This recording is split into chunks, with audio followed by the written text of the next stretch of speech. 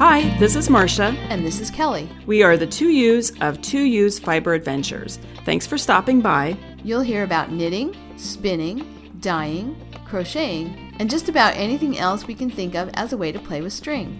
We blog and post show notes at 2usfiberadventures.com. And we invite you to join our 2U's Fiber Adventures group on Ravelry. I'm 100 Projects. And I am Better in Motion. We're both on Instagram and Ravelry, and we look forward to meeting you there. Enjoy the episode.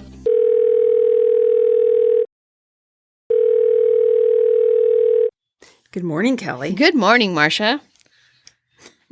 It's very sunny here today. A few clouds in the sky, but we're going to have some good weather for installing bee packages later on today. We'll talk more about that later. Yeah, I want to hear about that. Well, it's overcast right now. This is Sunday morning, about 9:30. A little overcast. This is how it was yesterday, and then it ended up being beautiful in the afternoon. Beautiful sun yesterday. So we'll see what today holds in store. Mm-hmm. So, well, and you have you had mentioned that you're doing a long walk, 5-mile walk this afternoon. Is that a hike or just a regular walk? No, what I've been doing is trying to, at least Monday through Friday, do 5 miles every day. Good for you. And I know that's not very much compared to what we used to do, but it's better than 0 miles, right? No, it is good. It's funny saying that about how it doesn't seem like very much. I had a really long spell after my first long walk of not walking at all, because it felt like if I were only going 3 or 5 miles, it was hardly even worth it.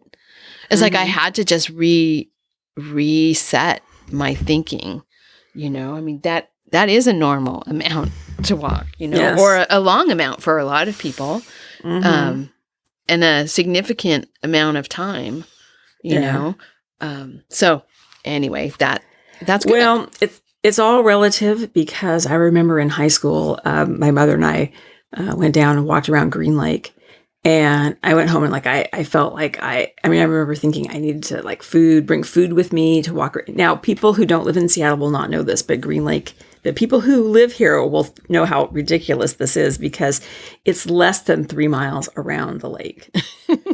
And it's like, sustenance along the way. 2.8 miles or something. And I remember I had to go lie down. I was so thirsty and hot, and my feet hurt and everything. So what was the longest I've done is 26, I think, when I did the because you did the whole marathon. Mm-hmm. The marathon, yeah.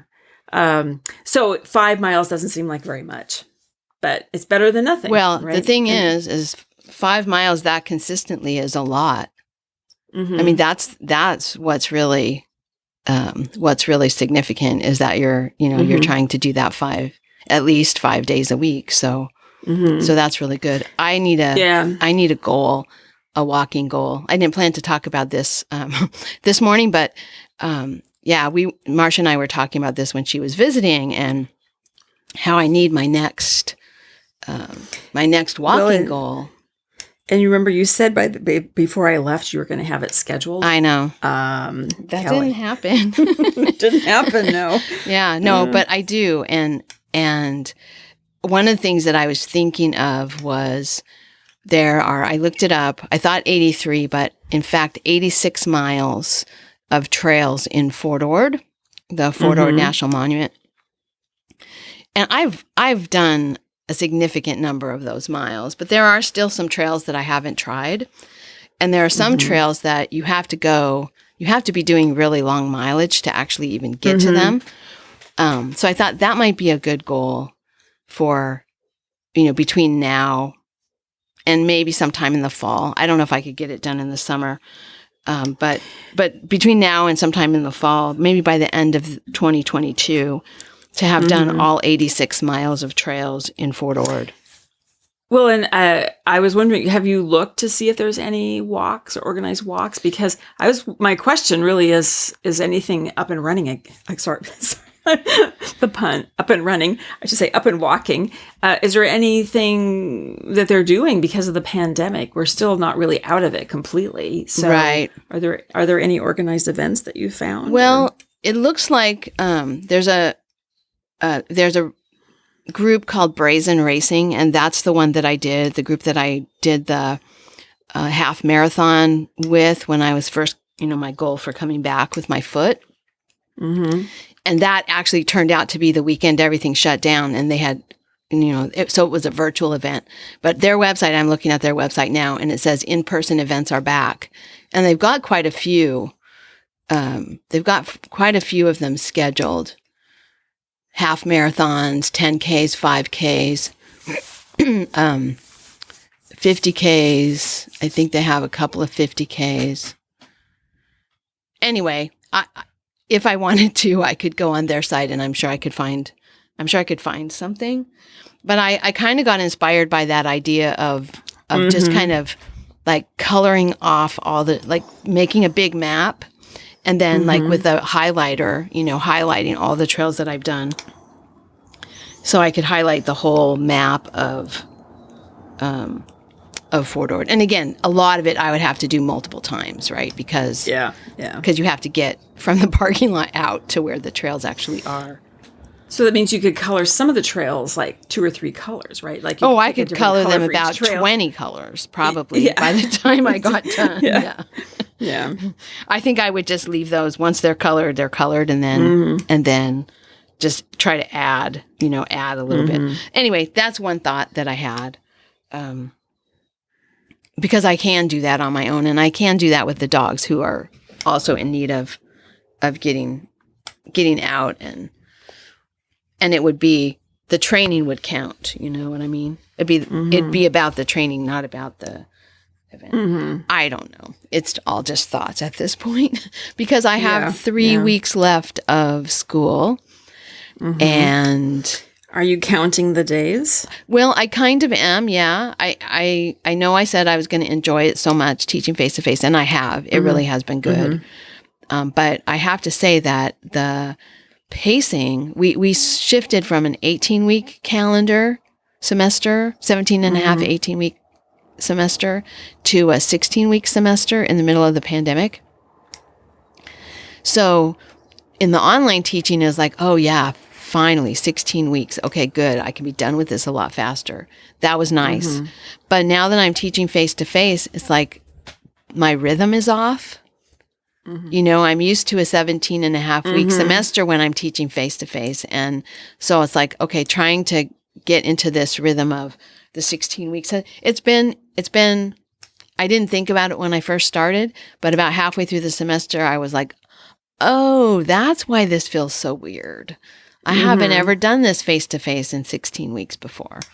So anyway, so that's, I'm going to be glad when the semester is over, not because I'm not enjoying teaching, but because I'm just going to be glad.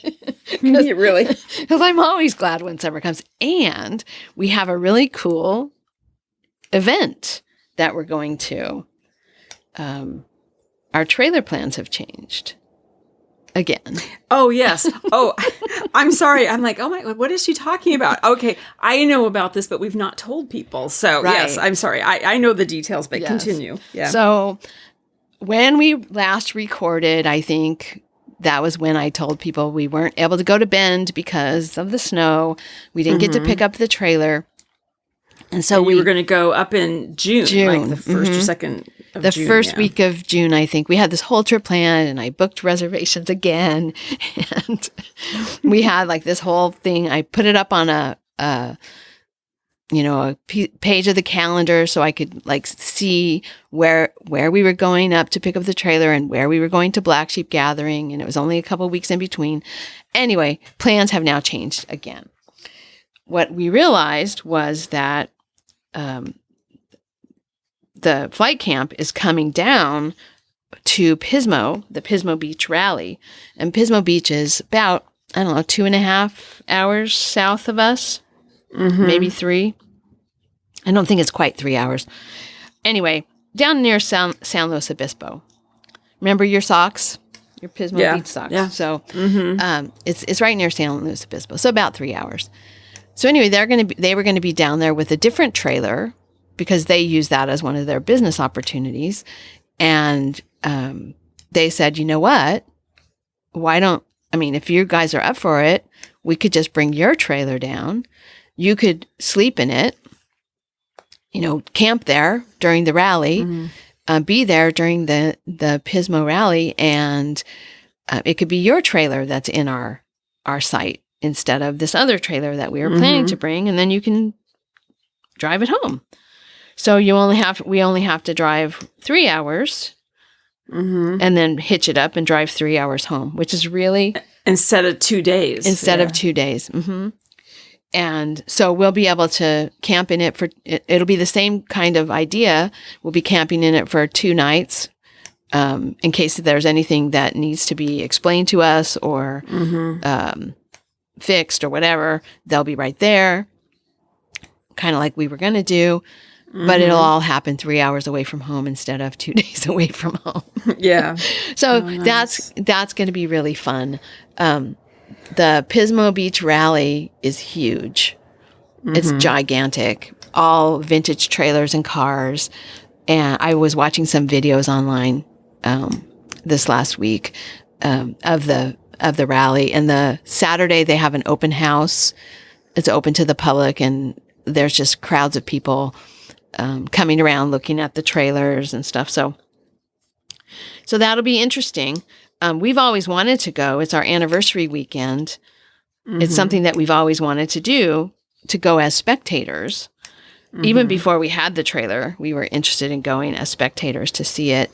And we haven't ever done it. So that's what we're doing. So school ends, and then we immediately head down the road to Pismo Beach and get to stay in the trailer for a couple of nights and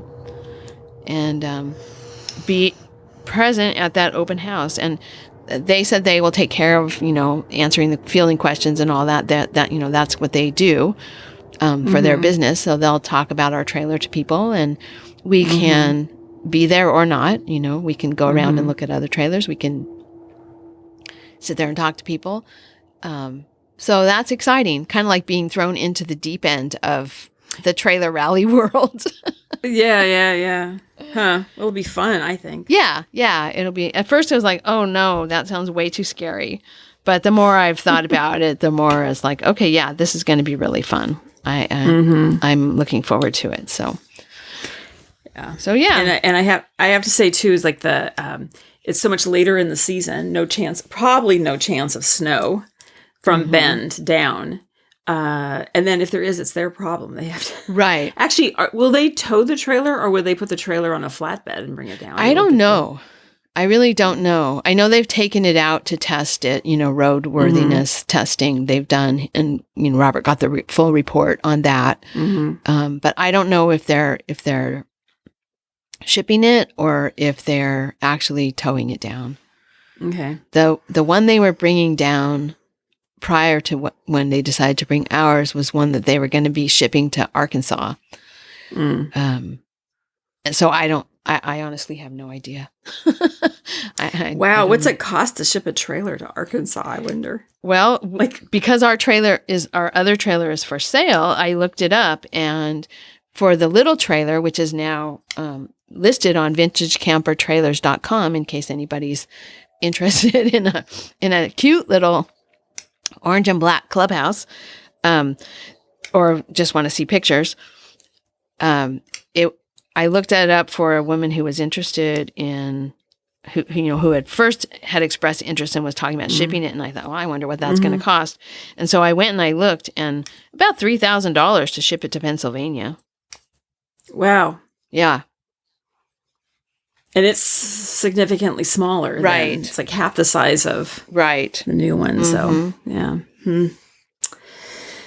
Well, all very exciting. I'm really looking forward. I will see the trailer when we meet up, which we'll talk about this later, but when we meet up at the Black Sheep Gathering in Albany, Oregon, I'll see the trailer for the first time. Well, no, not technically the first time, but because I saw it back in March, but I'll see it for the first time as the new owner. You'll be the new owner. And totally finished.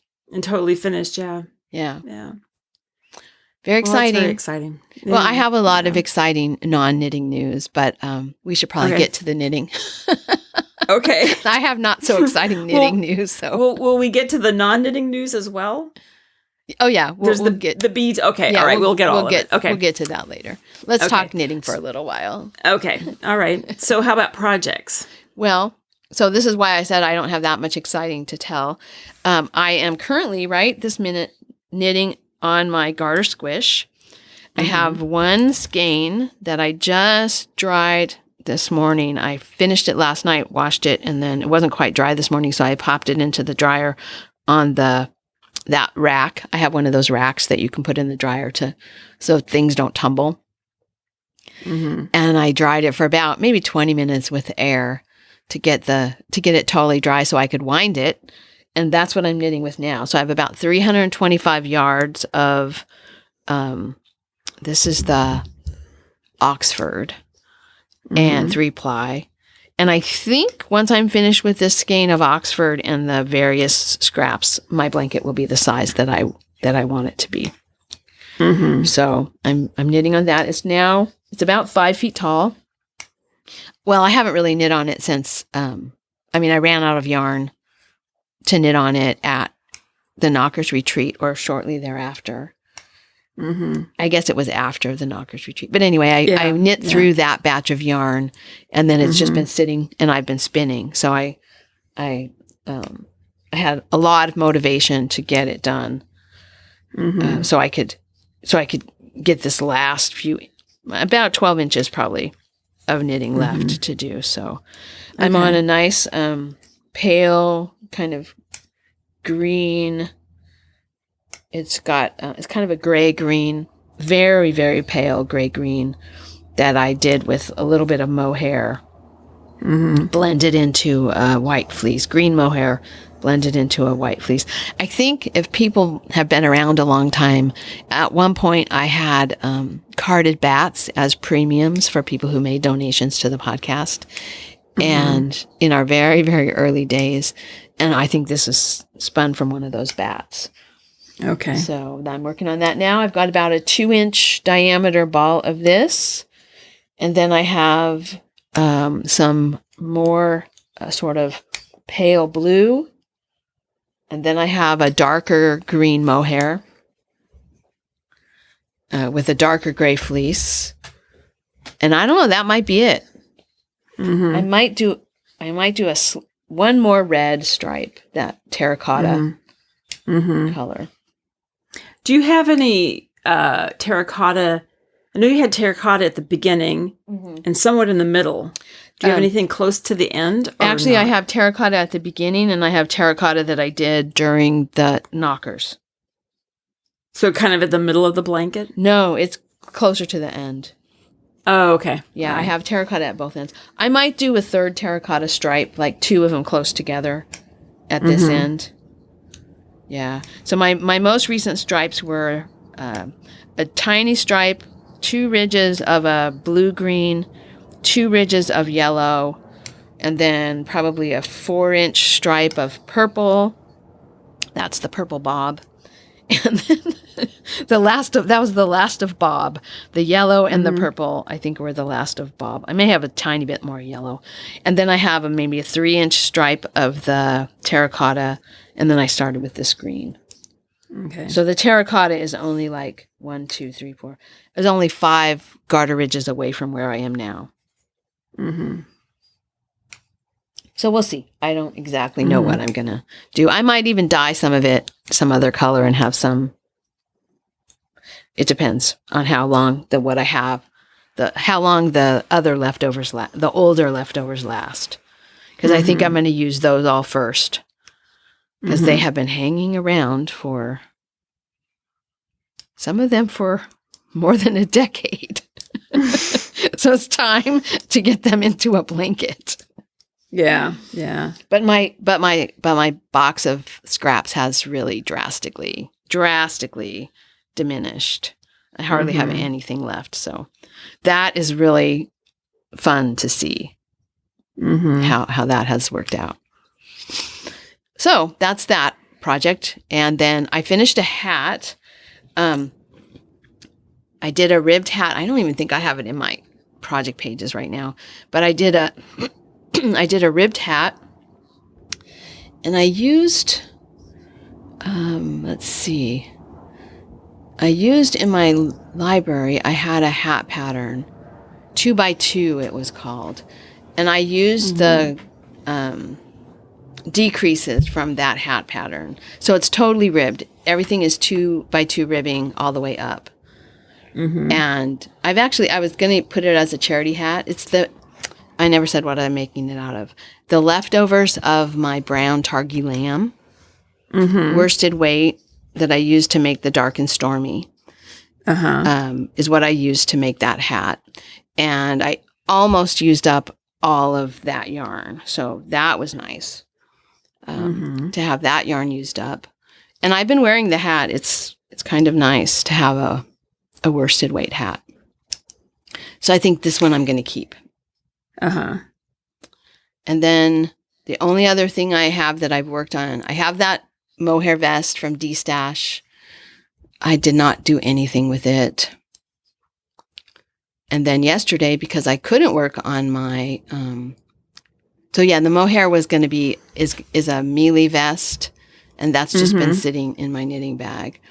And then yesterday I needed something to knit, and I couldn't knit the blanket because my yarn wasn't finished. And so I brought my bag of Mother Bear things. And so I made the first Mother Bear of this Mother Bear season. The two Knit chicks have a Mother Bear knit along in the summer. So this is my first bear of this Mother Bear season. So made some progress on that. She's all the way done except her head. So now I have to stuff her and put her head on. So, but that's it. Not very exciting. I haven't done a whole lot of, I've done a lot of spinning, but I haven't done a whole lot of knitting since the last episode. Yeah.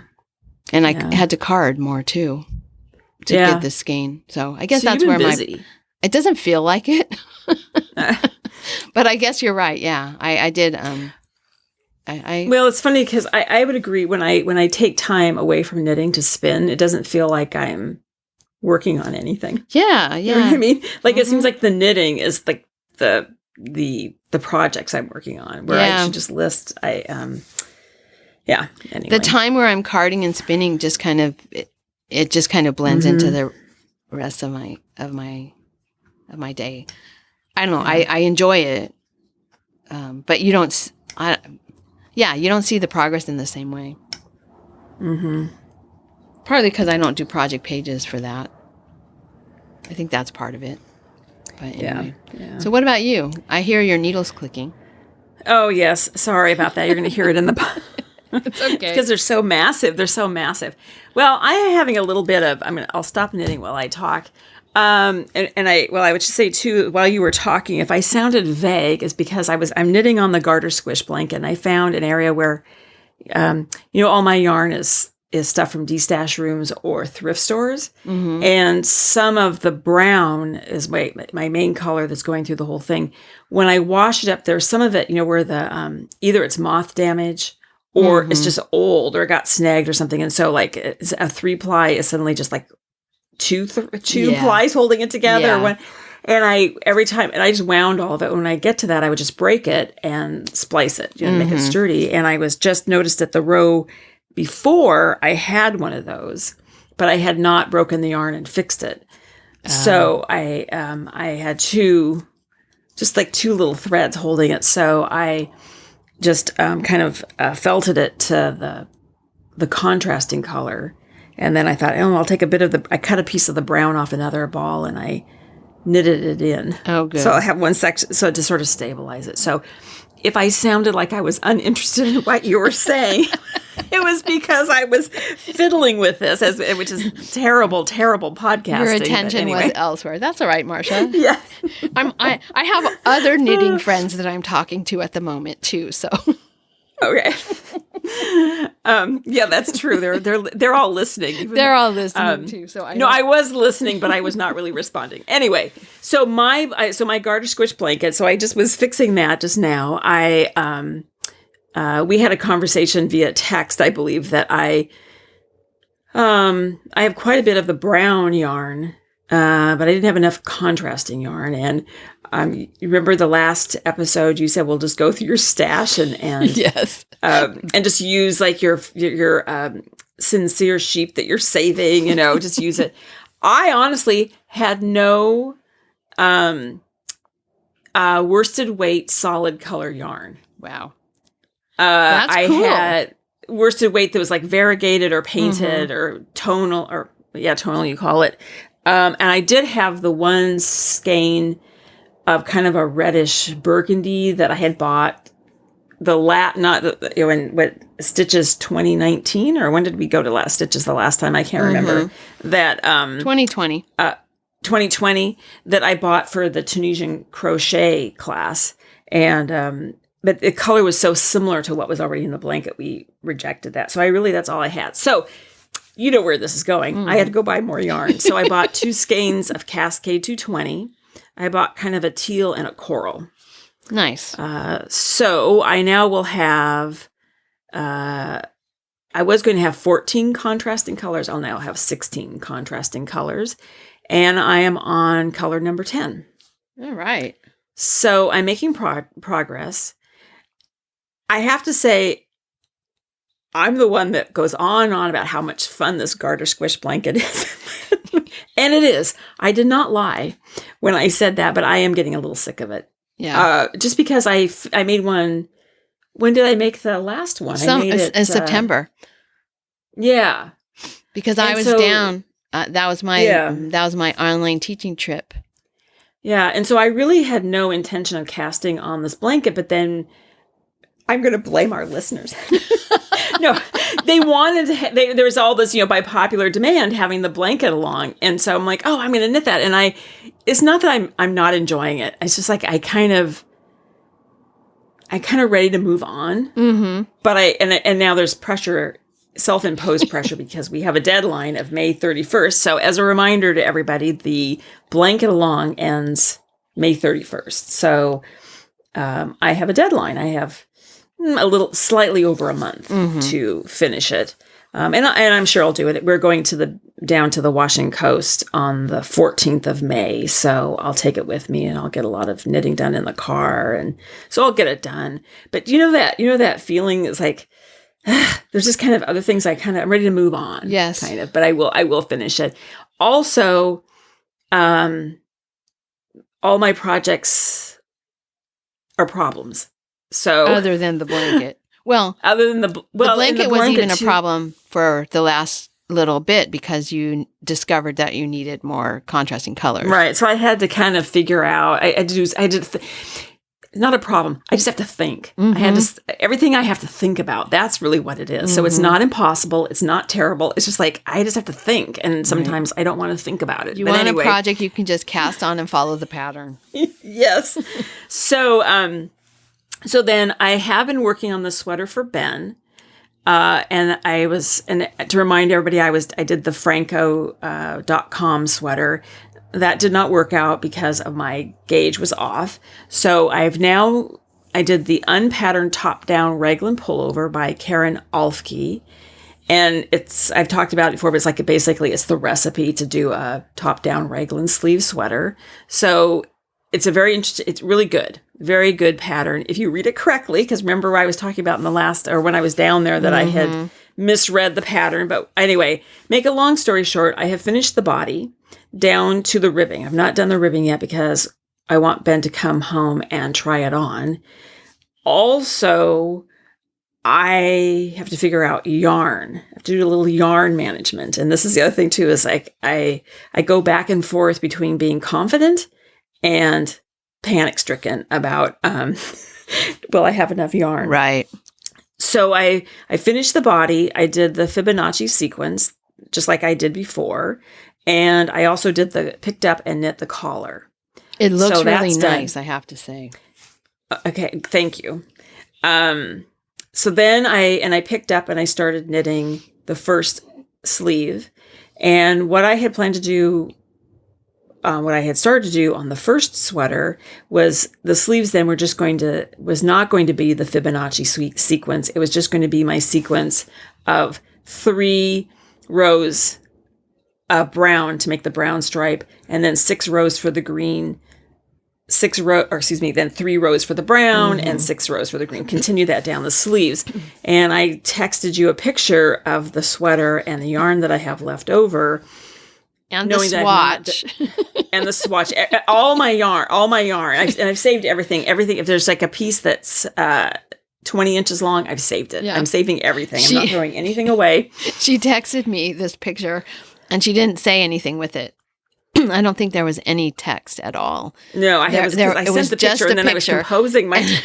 And I looked at the picture, and I thought, oh, I know where this is going, because that is every scrap of yarn that Marsha has for this project is in this picture. This is not just a picture of her sweater looking lovely. This is a picture of panic. Yes, panic. And so, as I say, I go back and forth. Now, the thing is, the sleeves are getting smaller as I go down, right? Yeah. And I'm decreasing 2 stitches every 6th row. So that's pretty quick that it's going to be using less and less yarn. So I think my plan is to continue with what I wanted to do originally, is the 3-6-3-6 combination, not the Fibonacci on the sleeves. Yeah. And so I think my plan is to finish the sleeves and see where I'm at. And then I'll have to make a decision about ribbing. And what I was sort of thinking is it feels like I have more brown than green, but you felt just the other way when you saw the picture. Yeah. Although it'd probably be worth weighing it. Not that that'll give you an accurate, but it might give you a better sense. Yes. And so I am going to, I will weigh it. I was thinking about that. And then your text to me, I'm looking at your text here, Kelly, because you said to me when I sent it to you, oh, that's weird. Oh, here. Where's my picture? Okay, here it is. You thought perhaps I might need to spin more of the brown. Yeah. The bitter chocolate. Because you can't spin more green. Because you don't have I can't spin more green. Yeah. I don't have any of it. So I spin more of the bitter chocolate. And I purchased the dark brown at Paradise Fibers in Spokane. So I went on their website and they don't have it anymore. But you said you're pretty sure it is. I'm trying to find your text. It's Ashland Bay. Yes, here it is. That's Ashland a wholesaler Bay, of solid colored roving. They also make some variegated roving. The reason I recognize it is because back in the day when I started spinning, basically the only commercial roving you could get was Ashland Bay. There weren't, indie dyers. And so it was like, oh, I bet that's Ashland Bay roving, because it's real solid. It's not indie dyed. And so anyway, I think you should be able to find it elsewhere. Okay. All right. Or they might have it come back in stock.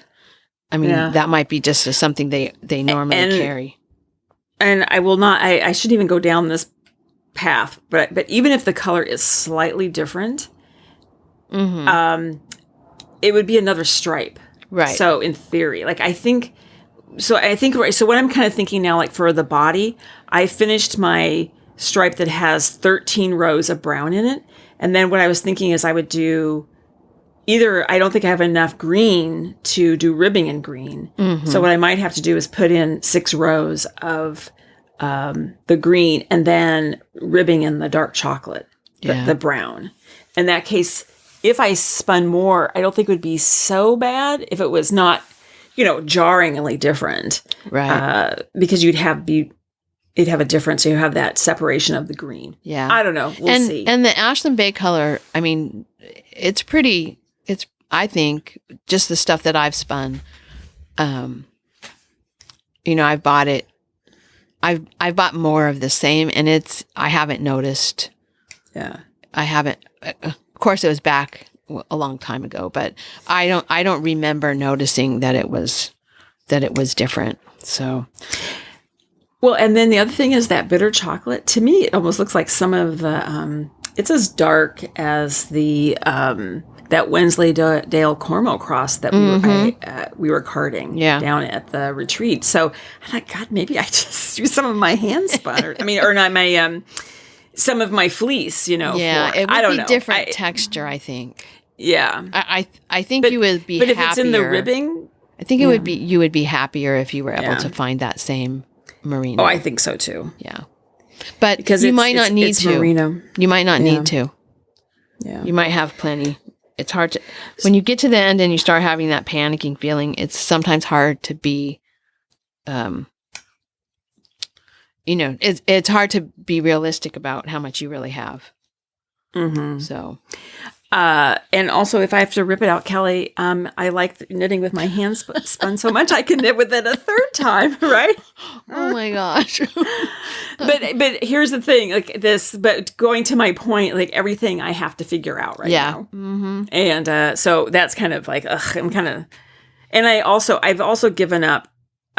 We're moving into, we're in spring, and I really had started this with the idea that I was going to give it to him in the winter so he could wear it. That's not happening. I've given that up. So there's no pressure to, because I was working feverishly on it, and now I've given that up. So anyway, then here's my next project, which is also giving me fits. So I'm going back to the sweater I'm making for my brother, which the Atlas by, I believe that's Jarod Flood is the designer, I believe. And I've talked about this. I knit it for him out of Navia Tradition, and the yarn is not the correct yarn for the sweater. That's the first thing, and it's too small. Mm-hmm. And do you remember when we were listening to in the episode where we had listeners had submitted information about yarn shops, and Catitude had visited the Faroe Islands, and remember I said to you it's Navia is one of the places that she went, and the sweater I made for Mark is Navia Tradition, which is a bulky weight. So Navia is the brand of yarn, right? And Tradition is the like the base, not the type. Okay. The base. Okay. So I just thought, okay, I'm going to look for sweaters using that yarn, and I found one. The pattern, the designer is Tora Joensen, I guess. Johnson is Joensen.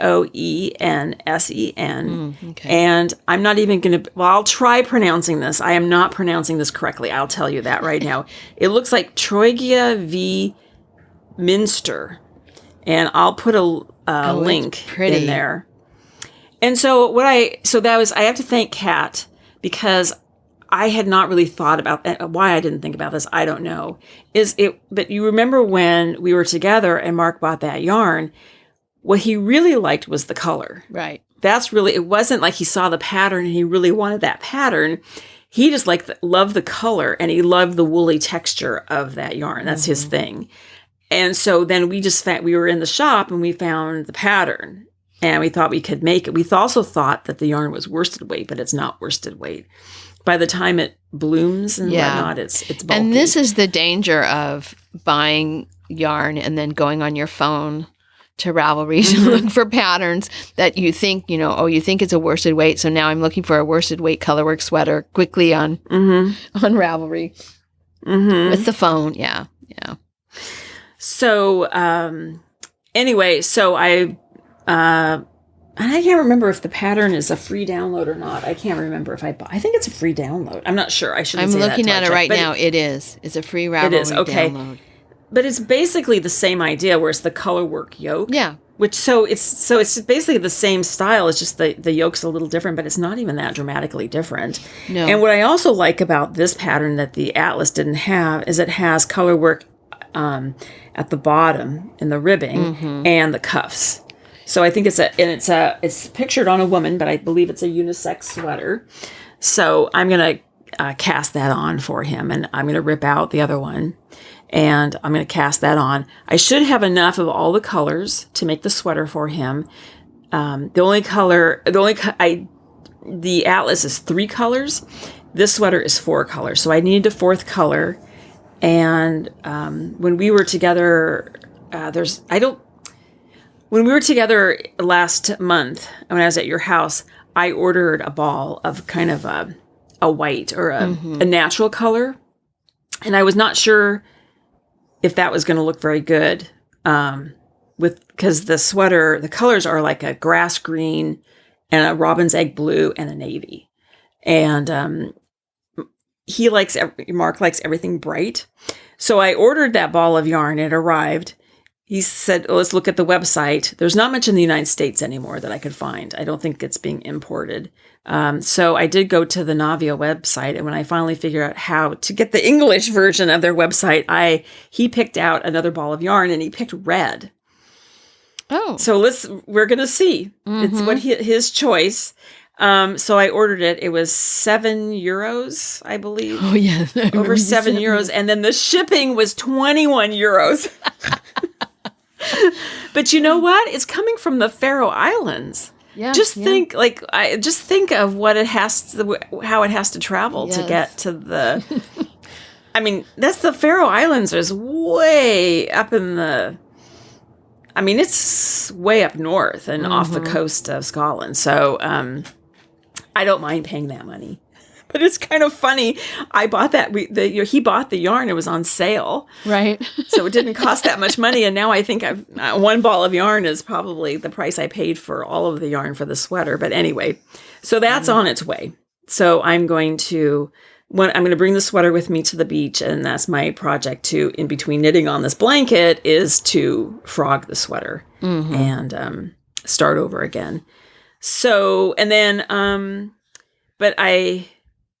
I'm still spinning the Manx Lochten. And I have 3 bobbins spun, so I'm ready to start plying my next. But I have so much of that roving. It's a 2-pound bag. I think I've maybe spun a quarter of it. Mm-hmm. It's kind of amazing how much 2 pounds is. Yeah. I'm a little shocked. Well, but one thing for sure, if you wanted to make a sweater out of it, you wouldn't run out of yarn. I know. It wouldn't be going through what I'm going through now. But I'm kind of ready I'm ready to move on. And what I really would like to cast on, and I have it sitting here because I hold it periodically, but is my Yarn Snob Powerball, the baby that we always talked about, and that I bought. And the pattern is Happiness by Kyle Konecki. And I really want to cast that on. And the other thing I bought, I'm going to grab it here too. The other thing I bought at Stitches was the skein of fiber seed sprout, and it's the one where it's dyed. One half is a teal, and the other half is basically the natural color with speckles of teal and brown, and I don't know what else. I think it's just teal and brown in here, maybe a little black. And the hat I want to make is called the Depth Hat by Talitha Kuomi. And it's a hat where you actually take advantage of the pooling. And so I really want to cast that on. So. Well, you should. I don't know. Yeah. I think you should cast on the hat because it will be a nice quick win. Mm-hmm. It will feel good to do something where you just follow the pattern and don't have to fiddle. And then you'll be finished with it quickly. And if you want to get back to your other stuff, you can, right? But I have 13 works in progress. Okay, yeah. So, the other thing I noticed on here, it's not even in the show notes anymore, but the meadow stripe socks, the socks that I'm doing with the navy blue heels and toes, I cannot find the navy blue. That is so fun. I know it's here in my house. I know it's You'll here. find it. But I went through all of my project bags, all the stuff. I cannot find that yarn. So it's here someplace. And it could be because it's such a dark navy blue, it's someplace that I just can't see it. Right. Because it's under so a dark. bed somewhere that you can't. God. When you look under, you can't find it. Under the I sofa. didn't even look under the bed. I should. Yeah, I should do that. Maybe. Anyway. Well, the thing about it is not like you need those socks. No. Right. No. So when you find the yarn, the socks will still be there, and there you go. But I would like to get the needles back so I can. Well, you start another pair. You can pull the needles out. I've done that several times. It's like, okay, done with you for a while. Pull the needles out. I'll pick you up. I'll pick the needles up. I mean, you can actually put them on waste yarn, but I just pull them out. Oh, you just pull them out. You don't even put them on other needles or waste yarn. You just pull them out. I just pull them out. Ah, wow. And leave them in the sock bag. And if it's just a sock bag sitting in your cupboard, nothing's going to happen to those stitches. I mean, you might lose, a row or, like a couple of stitches might go down to the next row, but if it's not a pattern. You're wild, Kelly. You are wild. You are so daring. Oh my gosh. I would never do that. That's so funny. I do that all the time with stuff. Hats too. Like, okay, I'm through with you for a while. I'm pulling your needles out. Oh my gosh. I'm now back to knitting. Since I've stopped talking about my projects, I'm back to knitting. I'm going to say the last thing I'm going to say, going back to my garter squish, I'm kind of tired of knitting on 13 needles. Yeah. You mentioned it when we first started talking about the clicking. You can hear that. Like they click, click, click. And it's like knitting with wooden spoons or knitting with tree trunks or something. They're very, it's not a smooth flowing knitting, like a rhythmic knitting. Yeah. I mean, the movement is very different when you're knitting with big needles. Mm-hmm. Yeah. Yeah. So there's like a sweet spot. Yeah. I'm just sick of it all. That's the title of our episode. Marsha is sick of it all. Anyway. Okay. But enough of my projects. Let's go on to more fun things. Okay. Well, we have prizes. First of all, before we do the prizes, I just want to remind everyone about the Jewel Designs coupon code. So you can get 15% off if you use the code TWOEWES, TWOEWES, all in capitals.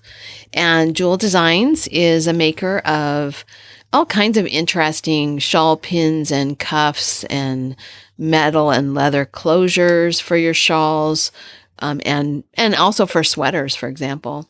Handles for your bags. They also have some jewelry. So take a look at Jewel Designs. There's a link in the show notes. It's juldesigns.com.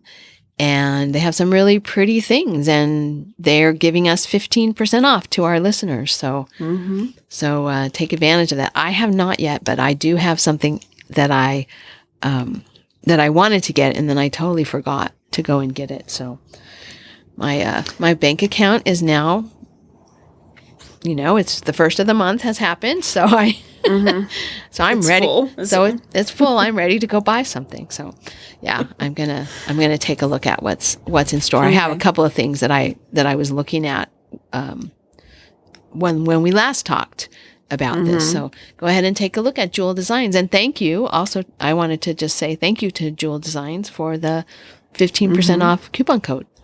Yeah, very nice. So check that out. Yeah. So we also have prizes. Yes. We got so excited with what was happening in April that we totally forgot that the Winter Weave Along closed on March 31st. And so I actually didn't even remember to put up the FO thread until quite late. I don't know, maybe January or February or something. But anyway, we've pulled prizes from both the finished object thread and our chat thread. Had been going for a long time, over 400 posts in there. And so I pulled prizes from the chat thread as well, because that is a fun thing. The chat that happens in the Winter Weave Along is always really fun to read at what everybody's doing. So let's talk about our winners. Yes. So we have our prizes. We have a variety of prizes. But first we have prizes. Our first prize is we have two $50 gift certificates for the Jane Stafford shop. So you can use that toward the Jane Stafford Guild, or you can use it for yarn, for your weaving projects. So our first winner is from the finished object thread, and that is Connie Law. Connie from Maple Grove. Congratulations, Connie. Yay. And then our second one, our second prize winner of the gift certificate from the Jane Stafford Guild. This was from the chat thread, and it's twin set Jan from Pennsylvania. Woo-hoo. Oh, congratulations. Yeah. So those are the two winners of the Jane Stafford Guild prizes, the gift certificates. And then we also have 2 gift certificates. And all of these prizes, let me just say, all of these prizes are thanks to our Patreon supporters. I want to just give a shout out to all of our patrons on Patreon. And all of these prizes are courtesy of our Patreon supporters. Because of them, we're able to purchase these prizes. So our second batch is 2 $50 gift certificates from Just Yarns. And the first one is Jill Mabelina, Jill from Virginia. And the second one is Sal Pal 1, Sarah from Maine. So congratulations, Jill and Sarah. And, very nice. Get in touch, and I'll get you your gift certificate. And then the final one, excuse me, the final one is, I've been looking at Handwoven Magazine, the website, thinking about whether I want to get a subscription, and then I'd kind of forgotten about it, and then I'd gone back. Anyway, I was browsing through the Handwoven website, and I thought, oh, I wonder if they do gift certificates, and they do. So we have a $50 gift certificate from Handwoven, or actually it's called Long Threads Media now. And so you can get individual pattern books. You can get individual magazine publications, not just Handwoven, but other magazines as well. You can apply it to a subscription. So lots of things on their website. And the $50 gift certificate from Handwoven goes to Grable. That's Amanda from the UK. Very nice. Yeah. Congratulations to everybody. Yeah. So get in touch with me, and I'll get those gift certificates purchased and sent to you. They're all e-gift cards. So. All right.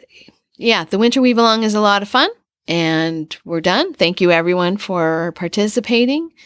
And also, I'm going to leave the chat thread open because I know people continue to weave even when it's not winter. And there's been some interesting chat in there. So yeah. Very nice. Okay. Next on our list here. Yes. Our next, the next thing on our list, I am going to talk about my bees, but first, before we do that, let's put in, we have our, people calling to tell us about their favorite local yarn shop. So if you want to do that, go to speakpipe.com/2Us. The link is in the show notes, and you can leave a message, or you can send us a voice memo from your phone. But we have one from Eva. Eva's from Ireland. She's Eva Liz on Ravelry, and she sent us a message about the yarn shop This Is Knit, which is a yarn shop in Dublin. We've linked to the yarn shop in the show notes, and I will insert Eva's message here. Hi, this is Eva from Ireland. I'm Eva Liz on Ravelry, and I've been a listener for a couple of years now. I want to recommend a store called This Is Knit. It's a yarn store that's in the middle of Dublin in the Temple Bar area in Powers Court Townhouse. They are run by a family of sisters who also produce some of their own yarn. One of them dyes beautiful colorways. The staff there is extremely helpful, and they have a lovely selection if you are visiting downtown Dublin. Thank you so much for the wonderful podcast, and all the best from Ireland. Okay, thank you, Eva. That's so interesting. Yeah, it's been fun to hear about the different yarn shops. So if you have one, give us a shout out, and we'll put your favorite yarn shop on the show. That's great. Thank you. All right. Also, we should talk about since I've been going on and on and on about my Garter Squish, just a reminder, the Stash Busting Blanket Along ends May 31st, which we mentioned earlier. And the last thing about that little housekeeping here is the Black Sheep Gathering is in Albany, Oregon, June 24th through 26th. And we will be there, and you and Robert will be there with the trailer. Yeah. And we will have a meetup Saturday late afternoon at the trailer. And we'll have more details about time. But if you are going to be at the Black Sheep Gathering, we'd love to have you stop by. Yeah, it will be really fun. We've had fun get-togethers in the past, and looking forward to doing that again, but with a new trailer. So, and I just had a sudden moment. Did I make a reservation? But I think I made the reservation while you were here. I'm going to have to go and double check. I believe we're arriving on the. No, we have a reservation because we're arriving. You have a reservation. We're arriving on the 22nd. Yeah. Yeah. So anyway, so much has happened since I was down there that I know we can't keep track of all this stuff. So anyway, okay, Kelly, bees, do tell. Yes. So, yesterday I drove up with Robert. Well, Robert drove and I rode in the car. We drove 3 hours up to Sebastopol. And Robert's so funny. And it's like he barely even wanted to have lunch. It's like, well, maybe we could have lunch somewhere cute, I'm like, no, let's just get there. So we when we got there, we were a little bit early for our pickup appointment, and we went and got a coffee and a sandwich at a coffee shop there. And he's like, okay, can we go? Or is it time? Can we go? I'm like, all right, let's go. So we went. We got the bee packages. I was picking up my own bees.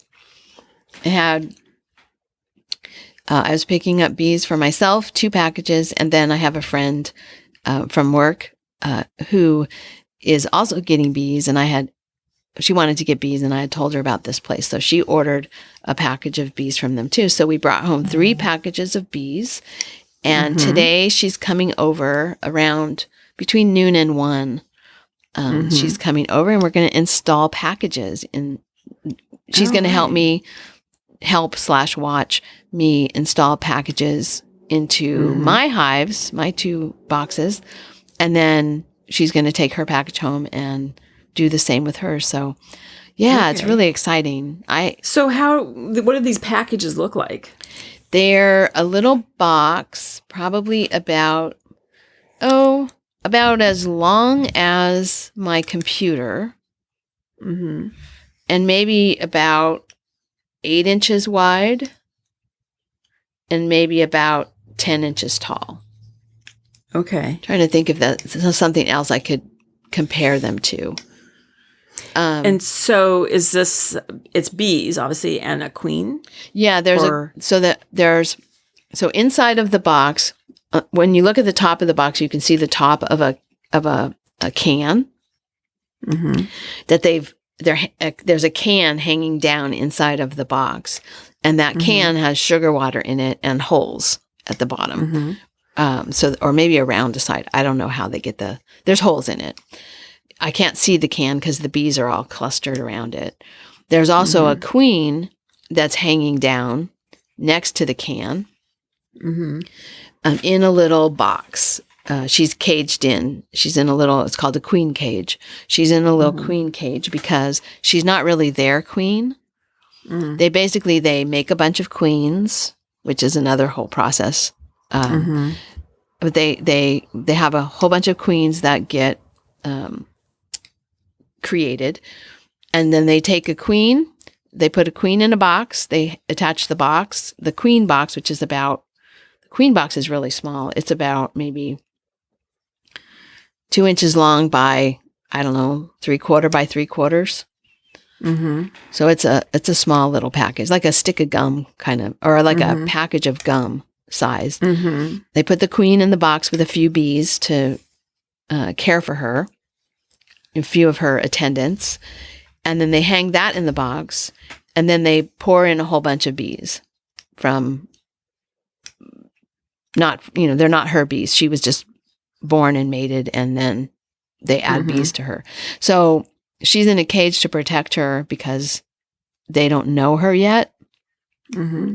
But probably by now they're pretty attached to her. But when you install the package, you put the queen in to your hive. You don't open her up.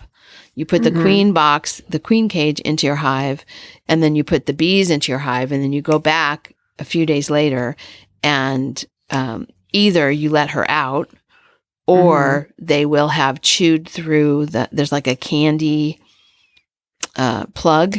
They have a little hole in the cage, and there's candy, like hard candy, sugar, and they eat through that sugar plug to let her out.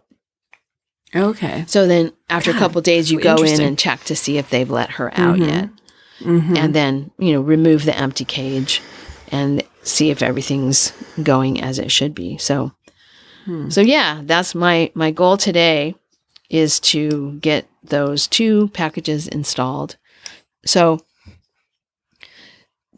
what they used to do, or what I've always seen before I got my first package of bees, what I had always seen was that they like shake the bees. First you take the queen out, put the queen in the hive, and then you shake all the bees down into the hive. And when I first got my package, the person who was who had them, for us to pick up, said, "Oh, there's a better way. You can just put the box of bees, the package, into your hive body, the wooden box for your hive, and they just walk out, and nobody has to be shaken. There doesn't have to be all this trauma. You don't have to be standing in a cloud of bees as a brand new beekeeper." And I thought, oh, that sounds really cool. So that's what I've done.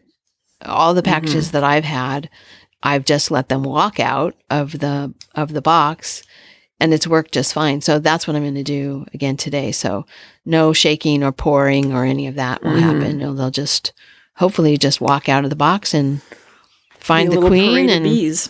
Get going. Get going, chewing out that candy plug. Actually, this is the first year I think that there has been a candy plug. The last 2 times I've done it, it's been cork, and you put it in there, and then you have to go back in, not just to check, but you actually have to go back in and open the bee cage to let her out. But this time they have the candy plug that I need to put in there so that they can eat her out. Eat through that little candy plug to get her out of the little box. So interesting. Yeah. You'll have to report on how this goes. Yeah. Maybe I'll even just record like a voice memo while I'm doing it. I'm not sure that would be that interesting if there's not video, but anyway, maybe I'll have Robert take a video of me while I do it. But it's the bees are very calm when you're installing a package. They're pretty chill. It's one of the few times that I'm comfortable not wearing gloves.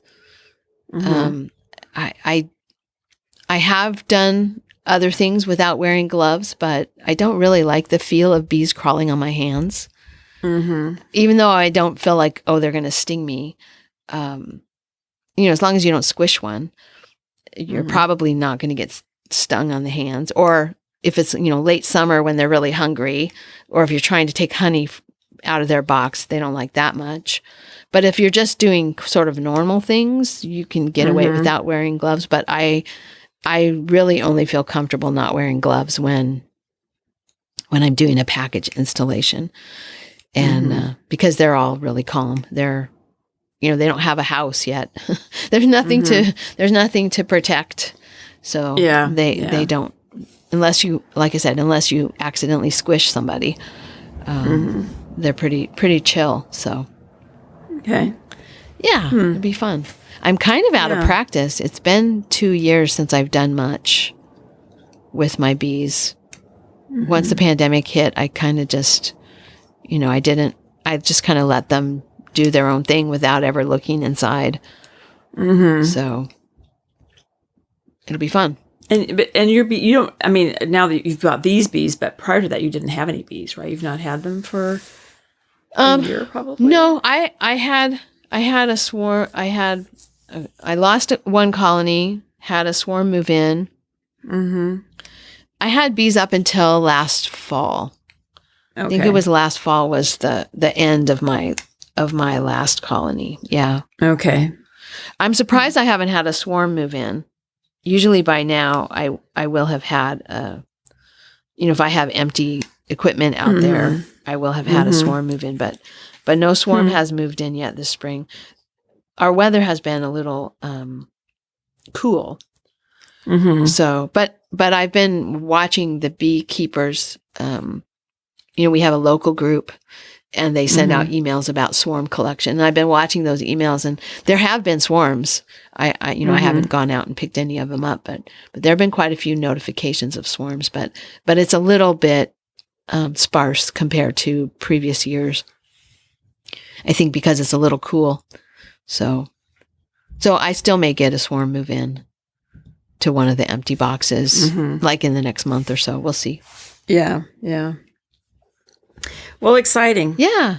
I'm looking forward to it. Being a beekeeper again, instead of just a person who has bees living in their backyard. An active beekeeper. So. Mm-hmm. Yeah. Yeah. Okay. All right. Well, is that everything? Do we have anything else we need to? I think that's everything. Okay. Everyone has gotten in touch with me about the prizes, so I'll be sending those out. And we haven't forgotten to announce anything like the last time. I know. I'm just checking. I'm checking the show notes. I think we got everything. This is going to be a very lightly edited episode as well because it's already Sunday, and I want to get this out today. So yeah. Okay. So yeah, I promised editing last time, but I lied. Well, I've listened back and I don't think they're horrible. I think they're actually, we do pretty good. I mean, we're doing okay. We're not saying anything that has to be edited out, Well, and I'm not at the dining room table with all the echoing and stuff. So yes, dishwashing and right, exactly, poaching of eggs and whatnot. So exactly. Okay. All right. I will say goodbye and we'll talk in 2 weeks. Okay. Bye-bye, Marsha. Alrighty. Bye, everyone. Thank you so much for listening. To subscribe to the podcast, visit 2usfiberadventures.com. Join us on our adventures on Ravelry and Instagram. I am Better in Motion and Kelly is 100 Projects. Until next time, we're the 2Us doing our part for World Fleece.